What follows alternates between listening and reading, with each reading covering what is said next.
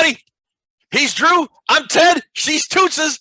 This is Vikings Report with Drew and Ted. Drewster, how are you? We are on turbo tonight, Ted. We are way behind. We are way behind, so we are going to get right to it. First of all, you're doing okay? I'm doing okay, Ted. All right, stop talking. That's good.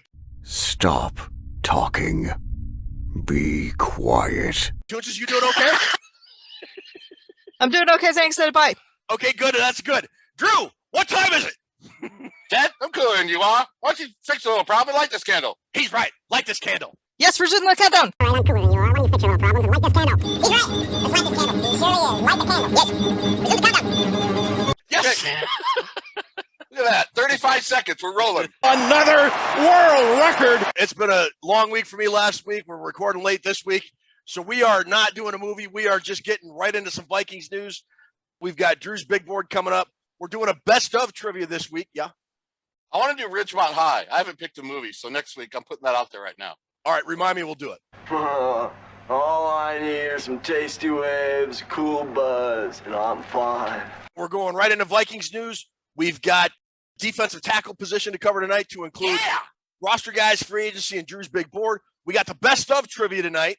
So we are going to roll right into Vikings news. And the one that just kind of hit not too long ago, we've got free agency and all that. But the one big piece of news that just happened a little while ago is Vikings cornerback Patrick Peterson announced on his podcast that he's returning to the Vikings on a one-year deal. I'm gonna stay put right there in Minnesota and run it back with the guys, man. Keep it in the north.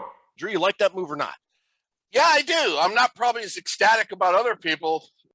I saw when it came through, people were pretty fired up. And then Darren Campbell, who does the Two Old Bloggers show on Saturday, he wrote, great.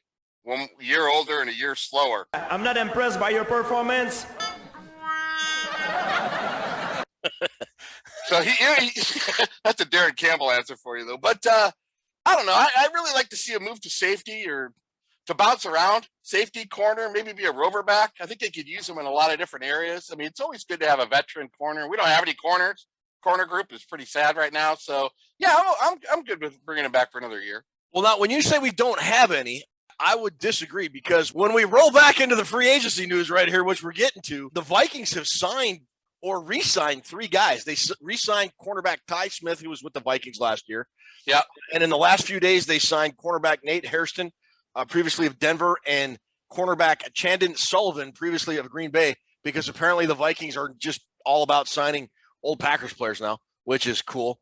I'll tell you, Sullivan, Hairston, and Ty Smith don't really move the needle for me. We said meh. M-E-H. Meh. Peterson isn't the guy he was, 4 or 5 years ago. But I think he's better than some other street free agent the Vikings could have picked up in the way of Hairston or Sullivan or even Ty Smith, the guy they re-signed. So he's an upgrade over that guy. Over those guys, he's not, I don't think, an elite guy that he was. Still a starter, though, right? Oh, he'd almost have to. I think him and Cam Dantzler right now, until we just see what happens in the draft, I would pencil those 2 guys in as the starters right now today. Yeah, and people got to slow down with, we're not going to take a corner at 12 now because Patrick Peterson ain't moving the needle that much. I'd agree. I think cornerback is still very much on the table at 12 for the Vikings. There were a couple other free agency signings as well. The Vikings signed guard Jesse Davis from the Miami Dolphins, and he's kind of projected as the potential starter at right guard. How can he be the starter already, Ted? I mean, come on. I don't know.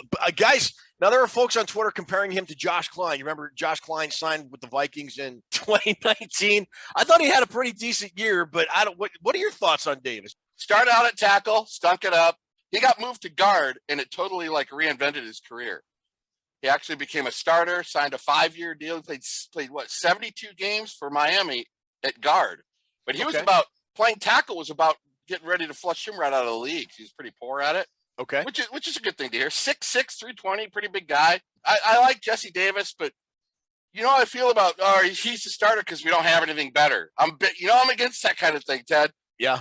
Like Dantzler. We got him because we don't have anybody better. He could start at the other corner. You got to have good guys at each position. I started thinking about the right guard position, Ted. What were you thinking about the right guard position, Drew? I don't care if it's Jesse Davis, Wyatt Davis, Betty Davis, Mac Davis, Miles Davis. Davis, great jet.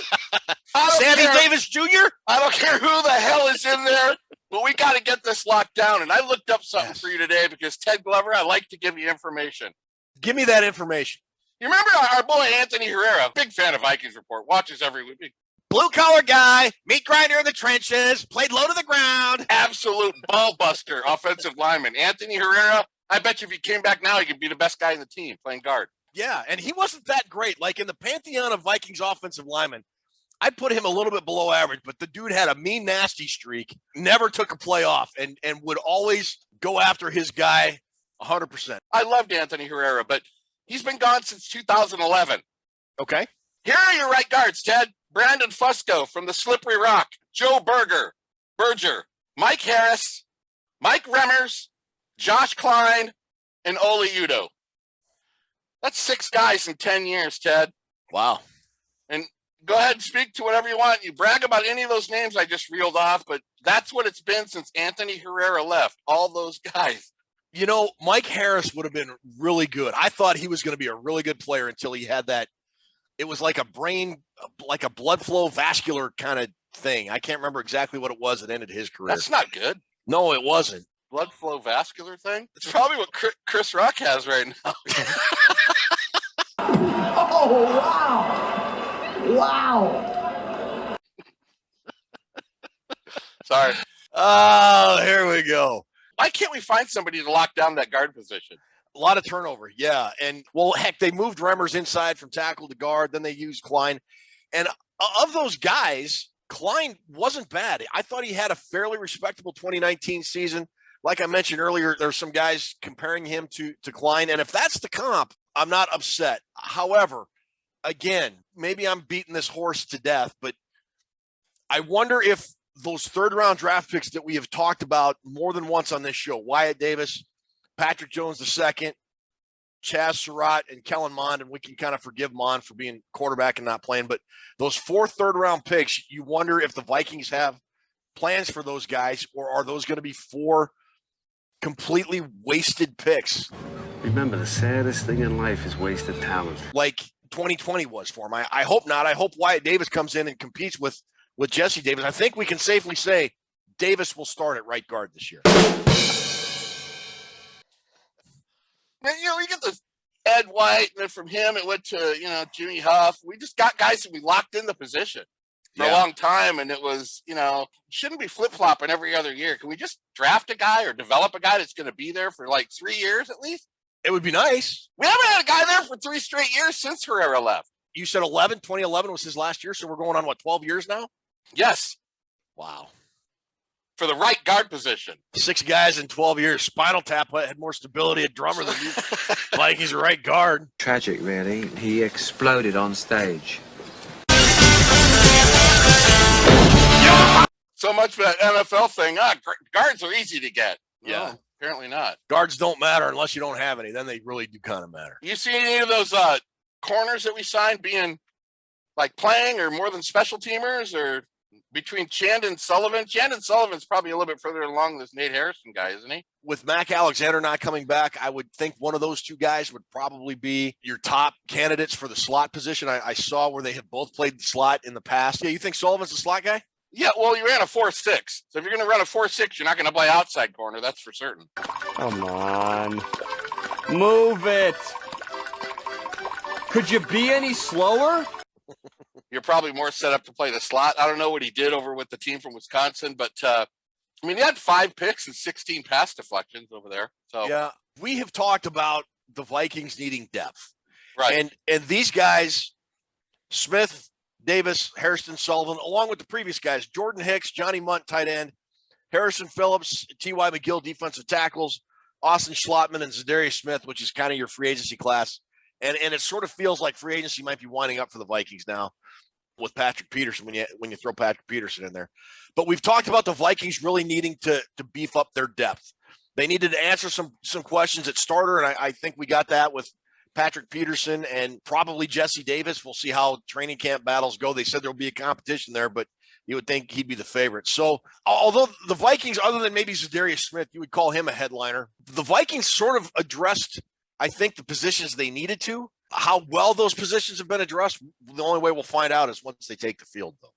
Has the positions they've addressed led you to believe that their early draft, first 3 rounds is going to go a certain way? They could draft any one of the positions we've been talking about, corner. I'm still high on wide receiver. I think they'd go for wide receiver. But defensive line, linebacker, or cornerback, I think are very much still on the board for the draft because, I mean, other than Zadarius Smith, assuming he's healthy, he's a penciled-in guy. But I don't know that there are guys that are automatic locks other than Smith that you can pencil in as starters. Maybe Jordan Hicks, linebacker from the Cardinals, but all these other guys are just depth and competing for starting jobs and playing time right now, I would think.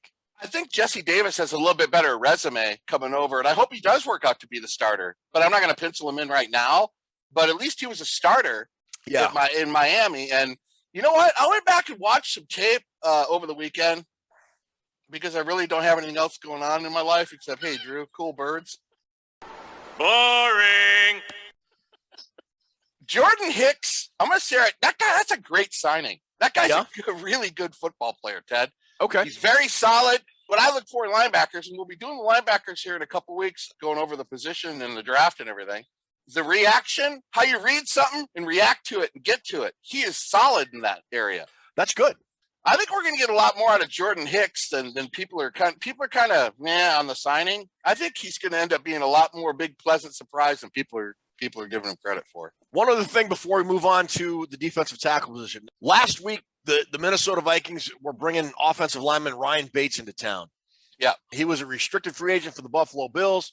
He visited the Vikings, I think the Dolphins, and then the Chicago Bears. We thought the Vikings might have a chance to get him. He ended up signing an offer sheet with the Bears, and the Bears fans started chirping, saying, we're getting Ryan Bates, and you're not, and you suck, Minnesota, and we got our GM. You didn't get him. And then Ryan Bates had his offer matched by the Buffalo Bills, so the Bears lost yet another guy. So they've had a defensive tackle they signed, fail the physical, and now Ryan Bates had his contract matched by the Buffalo Bills, and they ain't got him. So they still don't have any help for Justin Fields. So Are you all right, man? I think so. How about now? Suck it, Bears. Well done, Ted Glover. Good. I don't like them getting any players at all. So let me ask you one more thing before we move on to defensive tackle position. I just thought of this. Does this free agency class, along with what the contract restructures they've done with the guys they've got coming back, has this moved the needle for you? I mean, Mark Wilf has said this is a team that can compete. Last year they were 8-9. It appears that they are really putting their belief in the reason they were 8-9 was almost due solely to bad coaching. Do you think that's the case, and that this roster, as it is right now, even before we get to the draft, is a playoff caliber team? I think a lot of that depends on how the injury bug hits us. Because I still think 2022, the Vikings are not going to have a lot of overwhelming depth talent at each position, which was kind of a problem last year. We always said if they start getting injuries, we're going to be in trouble. I'm not as down as Gloom Nation is, because Gloom Nation wanted us to sign Deshaun Watson, then sign everybody else. And if you don't, then Ryan Poles is a better GM than Kwesi and yabba dabba da da do da da. I'm not going to freak out that much because I actually want to see the games played before I make my decision up. Okay.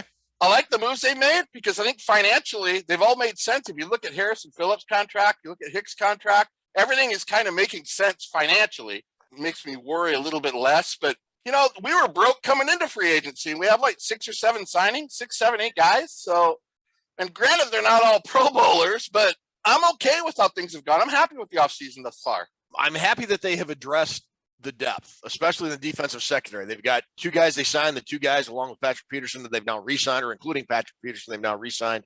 That's good. I think Zadarius Smith is a definite upgrade at linebacker. You know, everybody says it's bad coaching, and we joke about, well, yeah, they were 5 plays from 12-5 or whatever it was. There are also a few plays from 5-12. So yeah, how will that coach? Will he be on the plus side of those calls, or will he go through a steep learning curve? We saw Dan Campbell last year with Detroit, first-time head coach, make some questionable decisions as a rookie coach, and that's something I think you should expect as a guy learns to be a head coach in the NFL. So I don't know. I'm going to say they are a playoff team, Ted. You gotta be kidding me.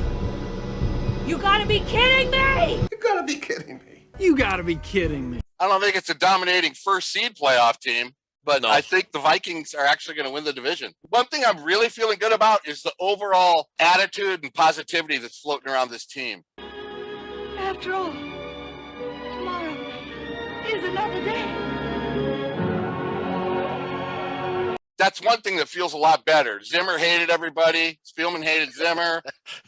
Players didn't like Zimmer. He's kind of a dope. All those press conferences, Donatel introducing this guy, it's all talk. They got to get it done. Yeah. I'm still feeling good about this team and the direction they're going.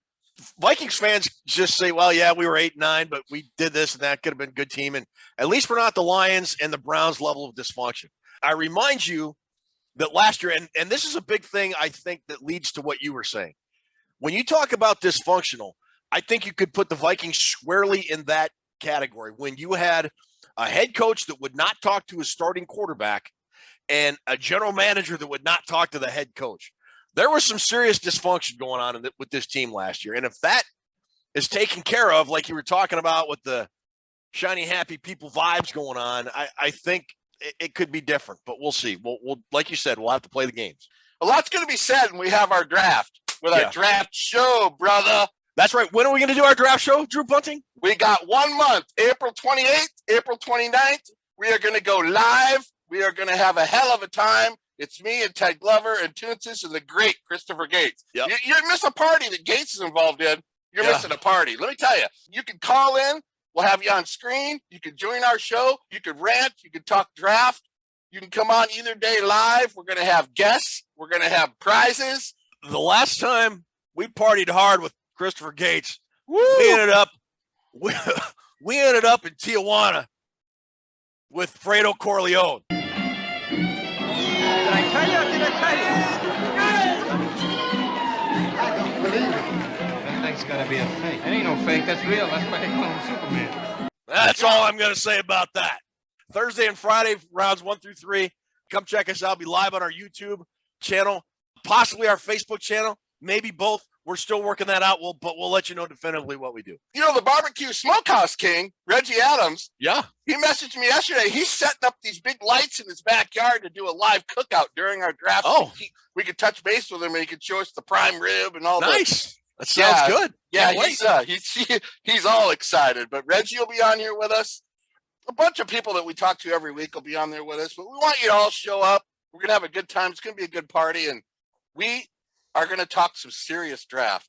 Yeah, it's going to be an interesting 2 nights for the Vikings. An interesting monster can't have an interesting hairdo, and I don't know what things are coming to. Those first 3 rounds are going to really determine, I think, in a lot of ways, the future of the franchise. So that's pretty much it for our Vikings news. I would think with the Peterson signing, that would pretty much be the major moves left for the Vikings. It's going to be maybe a couple minor moves, but I'm thinking they're going to start gearing specifically towards the draft now, but there could still be a couple more signings down the road. But now we move to our position of the week. This week it is defensive tackle. We're moving over to the defensive side, Ted. As we do every week, what we're going to do is we're going to tell you the guys that are currently on the Vikings roster. We're going to talk about free agency, which I think they've taken care of in the early stages of free agency. And then we're going to move over to Drew's big board. Currently, the Minnesota Vikings have 8 defensive tackles on their roster. That's right. You can't throw a bowling ball without hitting a defensive tackle on the Vikings roster. Yeah, one of our list guys on the Gallahorn, Justin Barkley, yeah, he sent a message saying, hey, Drew, we got 8 guys. Why are people talking about taking Jordan Davis with the first pick if we got 8 defensive tackles? So that's a legitimate question. It's a lot. Let's put that list up on the board and see who we got. We got James Litch, T.Y. McGill, and Harrison Phillips, who were just signed recently in free agency. Jordan Scott, T.J. Smith, Dalvin Tomlinson, Jalen Twyman, and Armon Watts. And in free agency, the Vikings lost Michael Pierce. He went back to the Baltimore Ravens, I believe it was. Yeah, I'm going to miss all the memories that guy left with us, aren't you? Ooh, those 7 games he played, they were memorable. Right up there with Yannick Ngakoue. You know, though, you put those 2 guys together, that's just an all-time line for the Minnesota Vikings. You got the Purple People Eaters. You got You got the Millard Dolman years, Henry Thomas and Al Noga. And then I think you got to put Ngakoue and, and Michael Pierce up there. They got to be a solid number 3. Above the Williams wall. They're above it. Oh, hands down. What do you think of the guys on the roster now? I think it's not a bad unit as it currently sits. I don't believe. No, I don't think so either. And the more I started thinking about it, looking at and seeing 8 on there, Ted, the more I'm thinking 3-4. Last time the Vikings ran a 3-4, I wasn't even old enough to drink. 1985 was the last time we ran the 3-4. That's the year I graduated high school, brother. I didn't know you graduated. Springsteen, Madonna, way before Nirvana. 1985. One thing leads to another. Something like that. I don't know. I love the fix. That's a good group. All right. So 3-4 then. How many defensive tackles do you think they're going to keep? Here's the deal with the 3-4, Ted. You got to have a nose tackle that's good. You have to have a nose tackle like Casey Hampton for the Steelers. Okay. That's how Bill Cowher won all those defensive games, was with Hampton playing nose tackle. But your defensive ends in the 3-4, they're more built like tackles than they are defensive ends, if that makes any sense. They're not your prototype defensive ends that you'd run in a 4-3 with 4 down linemen. They're more defensive tackle / defensive ends. They're more bigger guys because their job, too, is to eat up blockers and stop the run. So you have to have a little bit more girth on those guys. So I think that's maybe why there's so many right now on the current roster, is that if you're going to be playing a 3-4, you got to have more guys like that. Do Dalvin Tomlinson and or Harrison Phillips meet your threshold of that Casey Hampton type player at nose tackle? Because ostensibly, that's why those guys were signed. Yes, and I think Harrison Phillips, when I talked to our buddy Abe Lincoln, I talked to him about this 2 days ago. He said Phillips does play nose, but the Bills ran him in the gap technique nose tackle. It wasn't just right on zero technique with the center where he lines right across the center. They were putting him in the gaps in some oddball nose tackle thing, but he can play nose tackle, Harrison. Okay. And I think Armin Watts plays a little nose tackle. And what about Jalen Twyman? I don't know that Twyman's big enough. He was like, what, 5'8" or 5'9"? I mean, the dude was he's built like a bowling ball. Don't get me wrong, but I don't think he fits that typical big nose tackle profile that you see in a 3-4, does he? No. Maybe James Lynch is more of your 3-4 defensive end. Okay. Out on the edge. And Armin Watts, he could probably play a little bit of nose tackle. But if they want to have a dominant nose tackle, a dominant one, then they might want to look to Jordan Davis from Georgia, because he's probably better than all of them.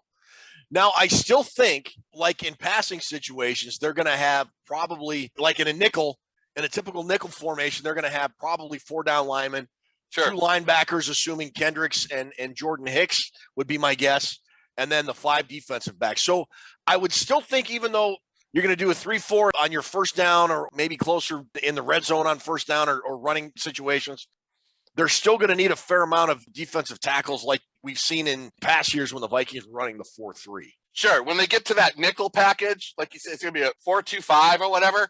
They're going to probably, like remember Bill Arnsparger? Yeah. The old Giants coach? Yeah. Well, back in the 70s, when they were running the 3-4 on passing downs, he kind of introduced the nickel a little bit. He would pull the nose tackle out, push the defensive ends in and line them up over the guard, and then put 2 of the linebackers that were in the 3-4 into a 3-point stance, which gives you 4 down linemen. Then you have 2 linebackers and then the secondary guys when they switch to nickel. That would be the way to do it. The other way to do it is to leave 3 down linemen, pull 1 of the 4 linebackers, run in the nickel back that way. I guess those are probably the 2 options to do it. But like a 3-3-5 kind of deal. Right. I would be happy to see Donatel running different varied offenses all day. That would be bitching for me. Oh, yeah. That'd be 3-4, 5-5-3, 11-0, whatever, dude.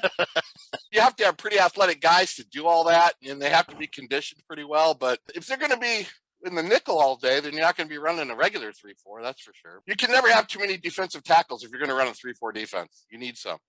So with the Vikings switch to a 3-4 and maybe still doing some 4 down linemen in their nickel and dime packages, was it tough to look at these guys this year on your big board and decide who would fit for the Vikings, depending on what you think they're going to do? Or what was your methodology in looking at these guys this year? Kind of got my 35 guys, and then I started watching tape, and then I took a piece of paper and I wrote down who's I think would be a good nose, strictly a nose tackle, compared to a guy that could play nose or either a 4-3 end or a 3-4 end. In a 3-4 end, you're pretty much lining up across from the tackle. Mm-hmm. You got nose, You got your nose tackle, then you got your defensive end lined up over a tackle, then the other guy's lined up over a tackle. I mean, there's variances to it, but that's kind of how I went through it. I listed them all out, and I came up with 15 guys. I got 6 that I think would be pure nose tackles the Vikings could look at if they're strictly looking at we need a nose guy.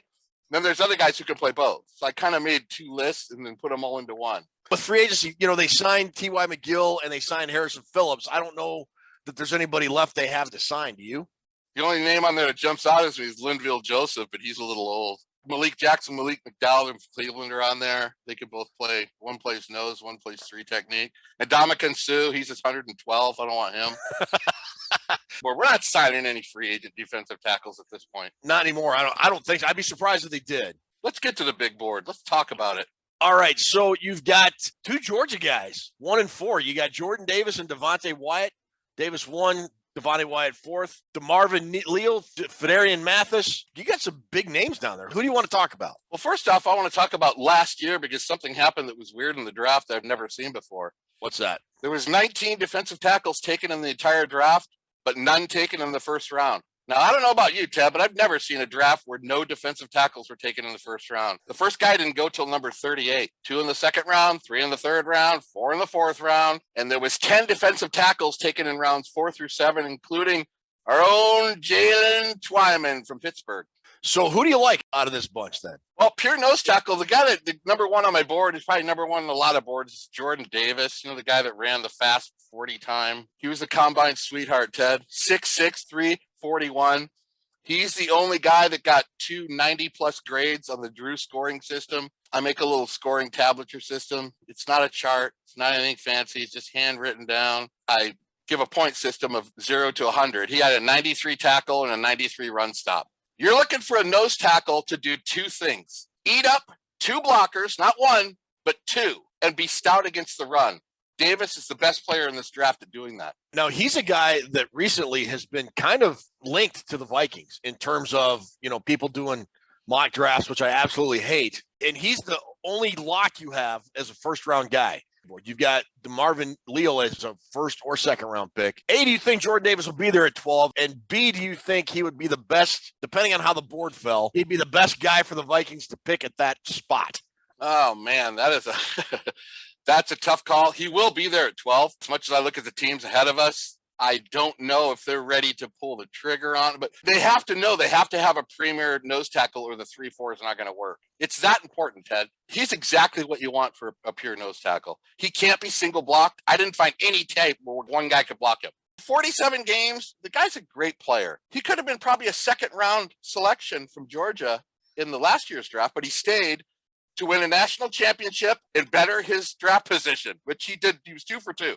Check those 2 blocks off. Very, very smart. I love watching him play. He can shed tackles, not only take up tackles so the linebackers can get free, he can also shed them, and he's a great run stuffer. Now, the only thing you're not going to get with Jordan Davis is a lot of pass rush. That's not his game. Number 2 on my list, DeMarvin Leal. Let's get that straight. Leal, my bad. Other shows are calling him Leal, and I'm complaining about it because it's DeMarvin Leal. You do not want to anger him with his name. DeMarvin Leal, Ted, awesome. Now, this guy's probably more set to be a defensive end in a 3-4. He's more of a 3 technique in a 4-3 or a defensive end in a 3-4. He's a guy that shoots gaps and gets to the quarterback. He's your pass rush guy. If you're the Vikings and you decide defensive tackle, we're going to pick at 12, are you thinking that it would have to be the pure nose tackle that we've talked about? It would have to be Jordan Davis? I would think so. I would think Davis is the only choice there because Leal's he's not a guy you're going to put at nose. But as we look at his tape, notice the quickness. That's the first thing that jumps right out at you, how quick the guy is. Very versatile. So you can stay on the field in a 3-4 defensive end position, or you can throw him outside in a 4-3. One thing I will say about Leal, and I hope he's not listening, that guy takes plays off.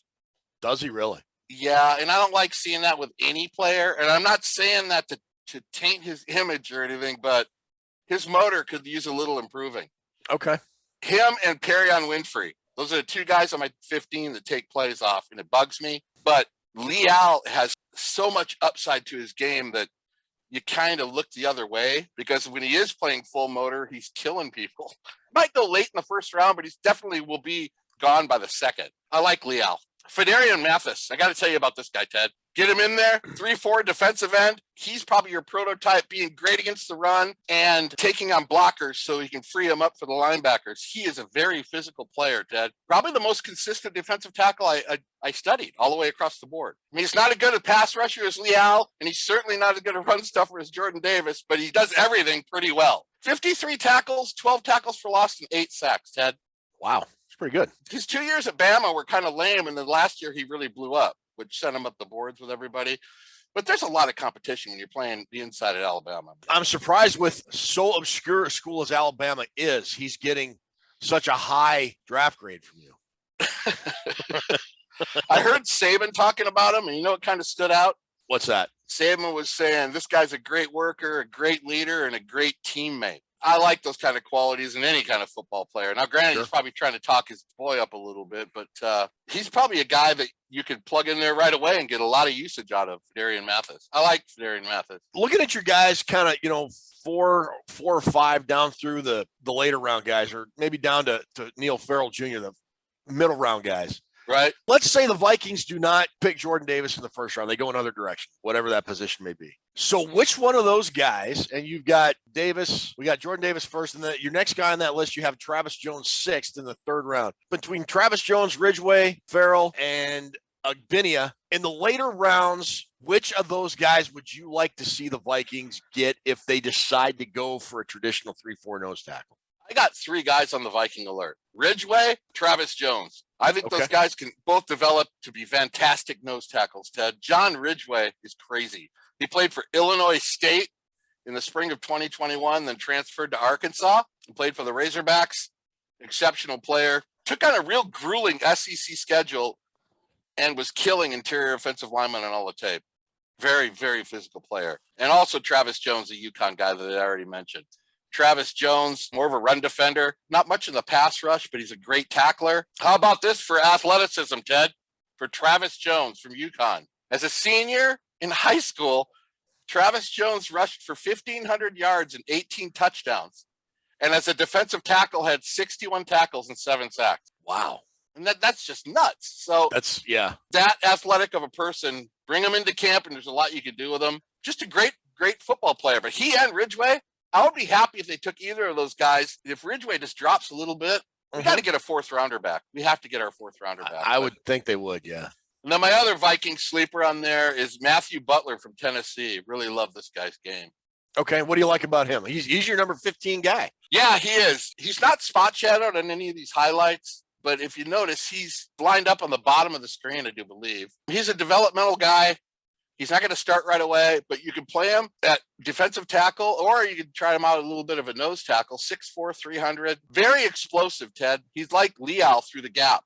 He might be the more athletic guy. You can play anywhere along a 3-4. You could certainly play him at defensive end in a 3-4. He's not getting a lot of buzz in draft circles, but I think Ed Donato and Chris Rump would love to mold a guy like Matthew Butler. He's just like Ben Brown when I mentioned him for the center from Ole Miss. Just a guy you watch and you go, that guy's a damn good football player. Who's the guy in your middle rounds that you have as like more of a traditional defensive tackle that you think the Vikings might look at in their nickel package? They might bring in as a rotational dude.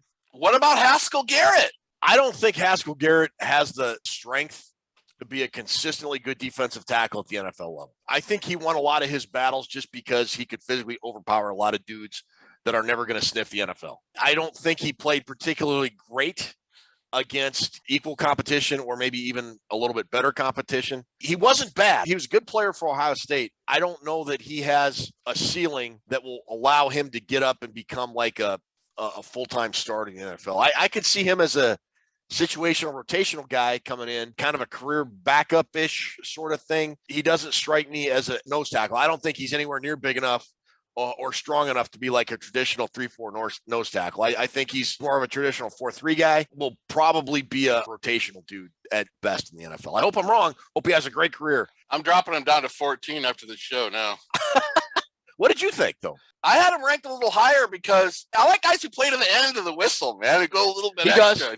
He does. When he's out there, he's hustling. He's getting his teammates fired up. He has a lot of spirit in him. He seemed to me like a very spirited player, which is the same as I could say for Devontae Wyatt from Georgia, my number 4. A lot of Georgia guys are getting a lot of talk about along that, N'Kobe Dean, all those guys on Georgia.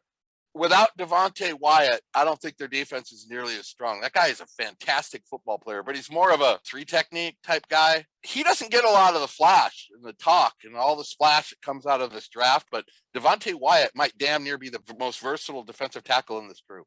All right, anybody else you want to talk about? It's a good class, Ted. It's better than last year. I'd be happy with any of these guys on my list. Good defensive tackle group, Ted. I was very happy researching them, and I'm very happy with this list. All righty. So that'll do it for our defensive tackle position group this week. We'll take a quick break, come back with our best of trivia, and then we will wrap up the show.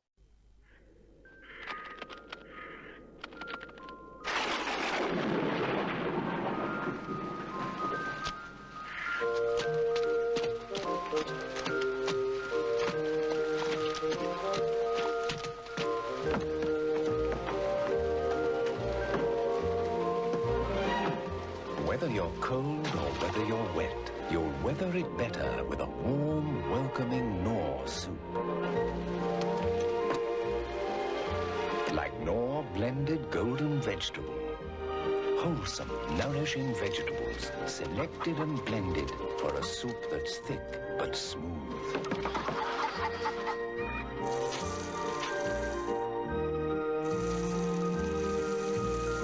Soup in a cup or soup in a bowl, there's no soup more satisfying. Knorr soup. So good you go.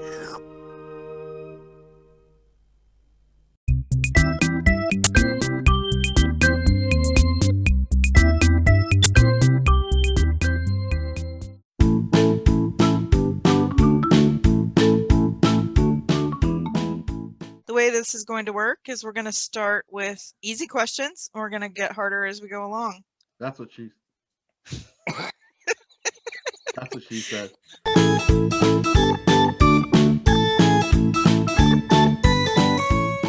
Since we both represent Michigan, Ohio State, I'm going to be leaning on you to do most of the scoring. Okay. So I'll get like 60 I'll get like 65 points and you'll get 30. You know what that answer was right there? That was JT Barrett's 4th and 1. Spot was good, baby. Let's go. Let's go. That spot was garbage. That was the year your boy Woodson won it. Right. And then the national championship team. No. Half a national championship. Yeah. Nebraska would have punked you. Nebraska would have punked you that year.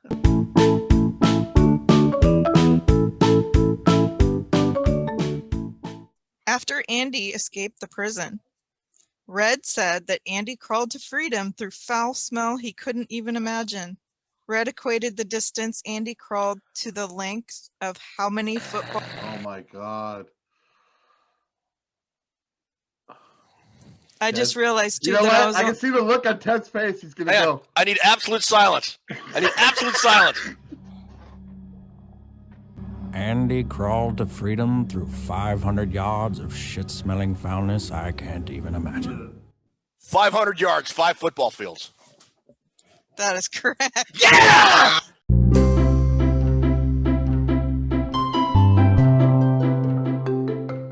All right, you guys ready for another round? That's what she said. You know, it's time to put Toonces at a kill shelter.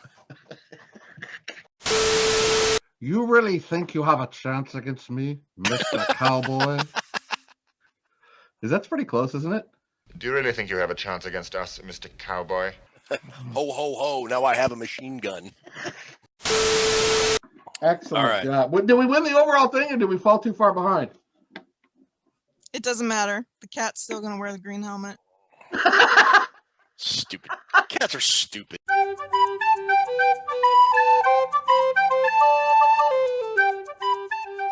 Line up and wait. Cleared for the option. Request to transition airspace. Things a pilot would say.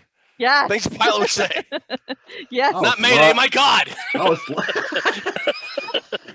Dante Culpepper. Fred Smoot. Mawelde Moore. Guys on the love boat. Yes. Next. Peyton Manning deserved the Heisman. How's that Rose Bowl record? Things that Randy Moss said. Yes. No. You have half You have half of a national title since 1948. Ted, what things Ted Glover says about Michigan?